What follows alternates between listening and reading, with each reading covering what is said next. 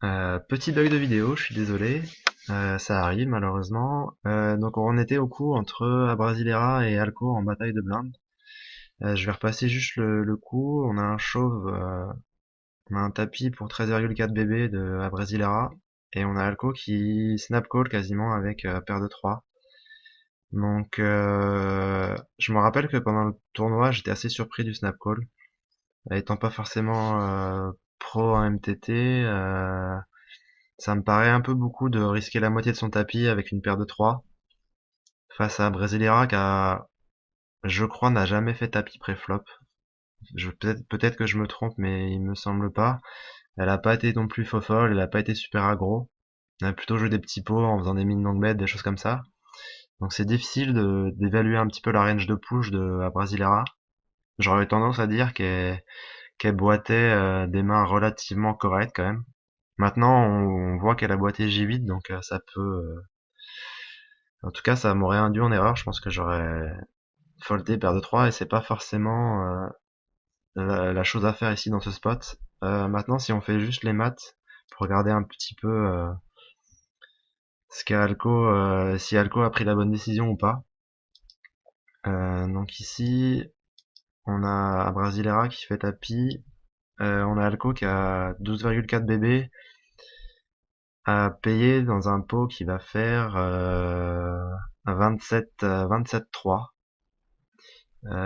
Donc si on fait les maths, ça donne donc 12,4 divisé par 27,3. Pour que le call soit EV0 comme on dit, donc que ce soit call soit ni gagnant ni perdant, il faut qu'il soit à 45% du temps. Donc est-ce que Alco pense être avec cette paire de 3 face à la range qui peut définir da Brasileira euh, au-dessus de 45%? C'est assez dur à dire, on va dire.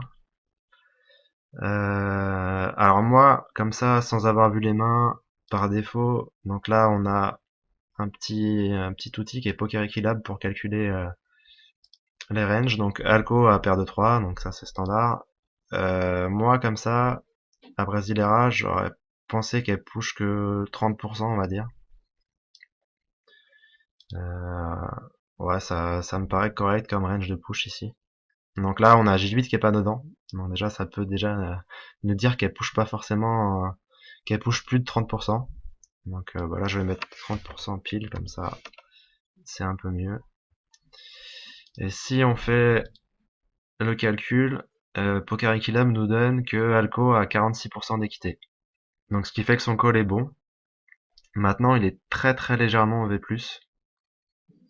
Ce qui rend, je pense, le call assez marginal.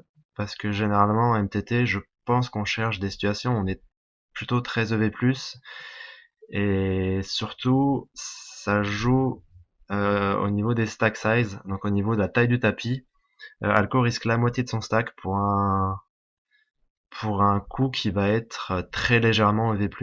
Donc très très légèrement, il va gagner de l'argent dans ce spot-là. Donc je pense que c'est un spot qu'on peut éviter. Maintenant, on a vu qu'elle a boité J8. Du coup, je pense que ma range est peut-être pas bonne. Donc peut-être qu'elle boite 40%, on va dire. Là, J8 est inclus dedans, dans les 40%, donc ça donne à peu près ça. Euh, Sachant que, bien sûr, c'est juste des calculs comme ça, je pense pas qu'elle va push à Assas. Enfin, peut-être qu'elle va aussi avoir des... On pourrait enlever des mains dans sa range aussi, hein. On pourrait enlever très bien Assas, Roi-Roi, qu'elle va juste relancer, ou Dame-Dame.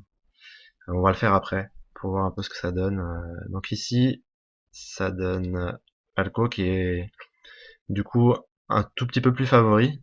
Mais maintenant, je pense que pour qu'il soit bien, je pense qu'il faut qu'il soit au-dessus de 50% d'équité pour que le call soit vraiment bon et qu'il a une certaine marge et qu'il gagne quand même de l'argent en collant.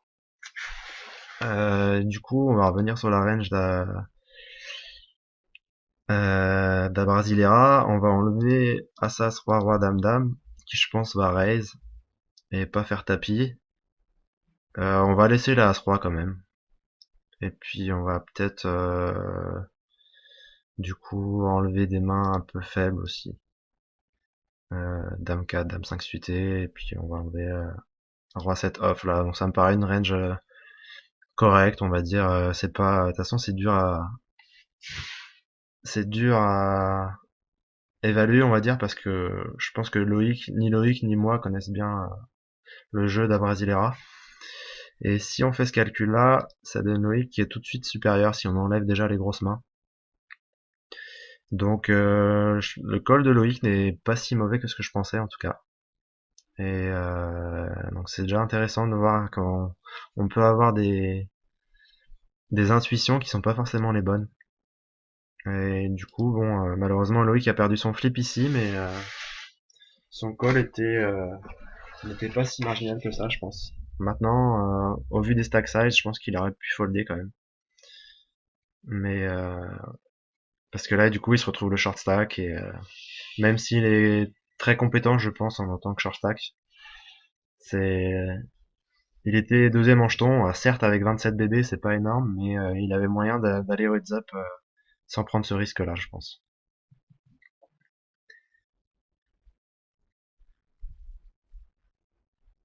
Alco qui va sans doute push énormément dans ce spot-là. Un roi de suité, c'est pas assez fort pour coller, bien sûr. Ici, bah, j'ai un raise contre déco. Je fold s'il push et je suis content de prendre le pot si ça passe. Que du standard.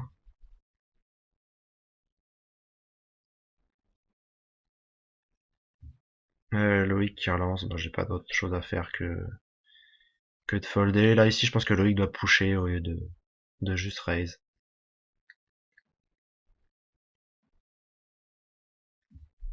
Du coup, il se retrouve dans un spot compliqué où il a un tout petit tapis. Il peut pas forcément ses bet bluff profitablement. Si c'est bet, je pense qu'il doit quasiment tout le temps partir à tapis, à la turn, ou coller un tapis, ou enfin peu importe. S'il se fait raise au flop, il doit coller le tapis aussi. Et on a un Brasileira qui réfléchit et qui fait tapis, qui met à tapis Loïc et Loïc snap fold. Donc je pense que c'est une grosse erreur pour Loïc d'avoir ses bêtes bluff ici. Ou alors s'il avait ses bêtes bluff, je pense qu'il faut ses bêtes moins chères. Ici j'ai dame 9. Si Loïc boite, j'ai un call 100% du temps. Très facile, il va boiter énormément de mains. Bah d'ailleurs j'ai snap call. En plus je touche deux paires, donc c'est facile le poker quand c'est comme ça. Mais on se retrouve plus qu'à 3 joueurs. Et puis on run good derrière, on a As-Dame. Alors là, on prie pour que Deco ait une main pour qu'il puisse faire tapis et puis on se retrouve en heads up. Mais malheureusement, c'est pas le cas. Alors, Roi Valet. Là, c'est une position un peu dure. Si Deco vient me faire tapis, j'ai quand même une bonne main. On est plus que 3 à table. Roi Valet, ça devient une bonne main, vraiment une bonne main. Et si Deco fait tapis, sachant qu'il a fait tapis très très souvent, je pense que j'aurais réfléchi, mais j'aurais fold encore. Ça peut paraître un peu weak, mais peut-être que Deco m'aurait exploité dans ce spot-là, mais je pense que j'ai j'ai pas intérêt à faire doubler Deco. Et là ici, donc je me suis fait boiter par un Brasileira pour 34 BB, ça c'est une grosse erreur, je pense. Ouais, je vais pas me répéter, mais bon, c'est pareil, il y a beaucoup trop de blindes pour faire tapis. Bon, As-9, une relance facile, 2-7. Je suis pas Patrick Bruel. Et waouh, ici, on a le coup qui va, je crois, nous amener au heads up. Parce que ouais, la Brasileira va toucher une couleur derrière. Et ça, c'est... bon, Deco, je pense qu'il doit le savoir, mais on est en bataille de blindes. Il a boité pour 18 bébés avec 9 et 2 off, donc une main quand elle est colle, elle a très peu d'équité. Bon, après, là, Deco est tombé contre la meilleure main parce qu'il a deux cartes vivantes. Mais il prend un risque vraiment trop important ici. Je pense qu'il a juste à fold. Il a un spot qui est pas si mal que ça en plus Deco. Parce que moi je vais ouvrir beaucoup de boutons et il va pouvoir m'exploiter à mort en faisant tapis. avec des mains faibles. Même peut-être, voilà, j'aurais lancé au bouton, il m'aurait fait tapis à 9 et 2. Je pense que c'était mieux plutôt que d'open show face à quelqu'un qui est assez short comme lui et qui va pas faire d'erreur.